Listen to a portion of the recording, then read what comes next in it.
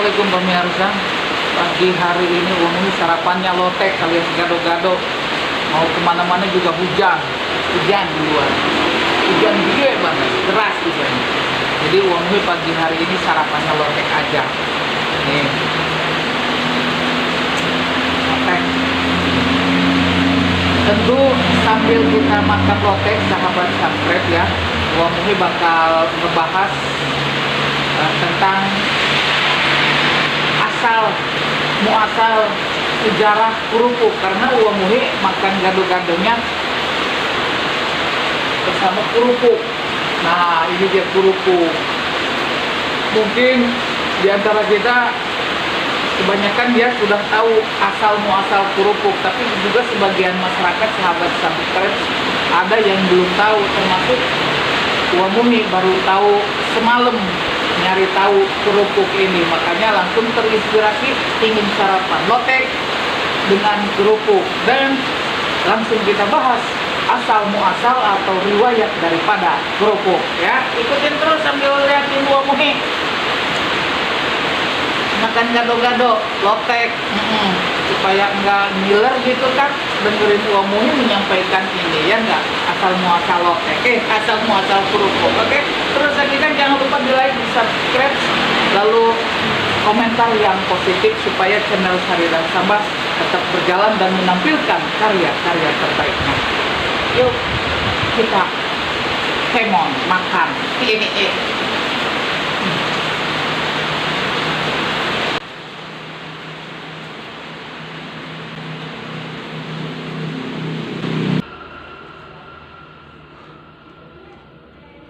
Lotek gado-gado. Bismillahirrahmanirrahim.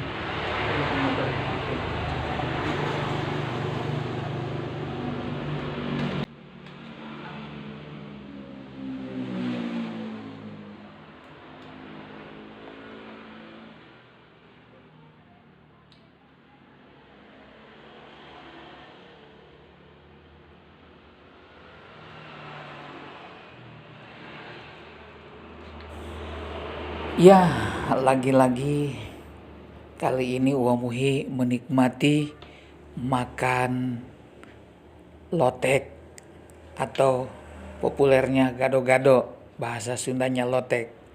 Namun yang dibahas tidak lotek, karena di video yang lalu sudah dibahas mengenai lotek. Akan tetapi sekarang yang Uamuhi bakal bahas itu adalah mengenai kerupuk. Nah, kerupuk. Uamuhi kutip dari kompas.com ya. Selain menjadi kudapan pendamping makan, kerupuk juga identik dengan perayaan hari kemerdekaan. Ya, tidak lengkap jika pada saat lomba di 17 Agustusan tak dirayakan dengan lomba makan kerupuk, ya kan? Jadi tidak lengkap jika pada saat lomba 17 Agustusan itu tidak dirayakan dengan lomba makan kerupuk. Namun terlepas dari serunya lomba makan kerupuk, ada sejarah kerupuk yang ternyata sudah menjadi makanan pendamping sejak dahulu kala.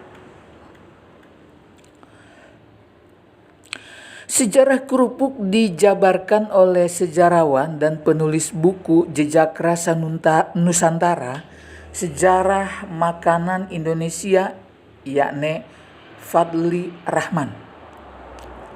Sahabat subscribe, kerupuk juga tercatat dalam naskah Jawa kuno sejak sebelum abad ke-10 Masehi.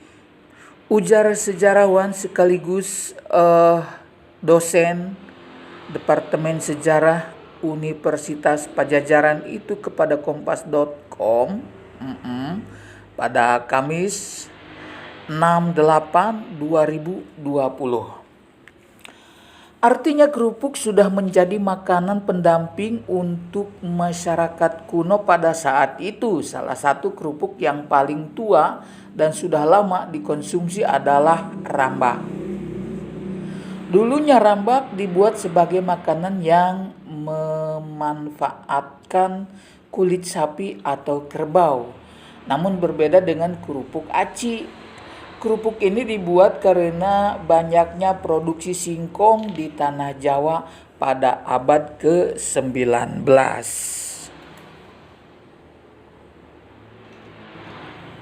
Sahabat subscribe, kerupuk bulat dan berwarna putih itu terbuat dari olahan singkong atau terkenal dengan sebutan aci dalam bahasa Sunda.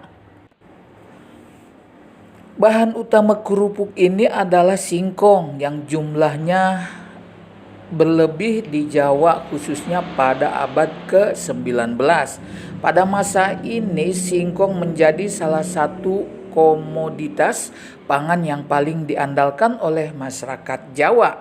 Singkong bisa direbus, digoreng atau dijadikan gaplek, kemudian diolah menjadi tepung dan jadi aci. Dan salah satu produk dari singkong ya kerupuk. Sahabat subscribes, diduga kerupuk aci baru muncul pada abad ke-19 sehingga masyarakat Indonesia saat itu bertahan hidup dengan kerupuk. Masyarakat terpaksa memanfaatkan kerupuk sebagai bahan pangan pokok karena wilayah tersebut mengalami defisit pangan akibat perang dan bisa jadi tanam paksa. Tepung singkong dimanfaatkan sebagai kerupuk dan dijadikan lauk bagi rakyat biasa. Tepung singkong diolah lalu dicetak, kemudian dijemur dan akhirnya digoreng. Sahabat subscribe, rakyat Indonesia yang kurang berpunya hanya bisa menyantap kerupuk sebagai lauk sebab bahan makanan seperti daging sangat minim dan jikalau ada di pasar harganya sangat mahal. Fadli juga memaparkan tahun 1930-an hingga 1940-an masyarakat sangat kekurangan bahan pangan.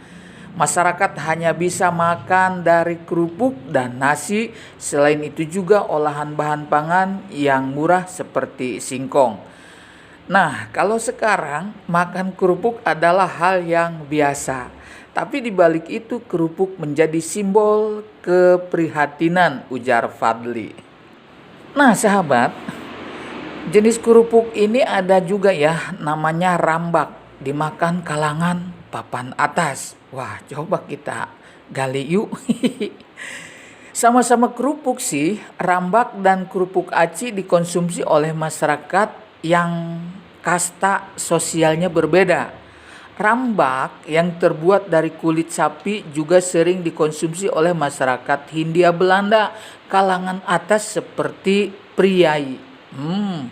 Bagi masyarakat pribumi dari kalangan jelata maupun kalangan bangsawan juga menikmati kerupuk rambak, ujar Fadli dalam tulisannya.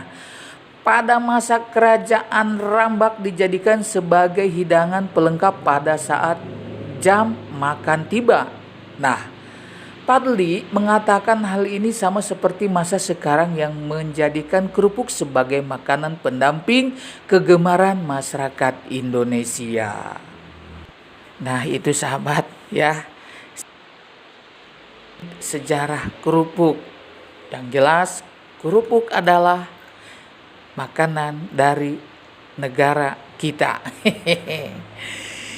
Mudah-mudahan bisa menjadi tambahan wawasan ya. Selamat menikmati pecel atau lotek atau gado-gado. Dan dipadukan dengan kerupuk tambah maknyus.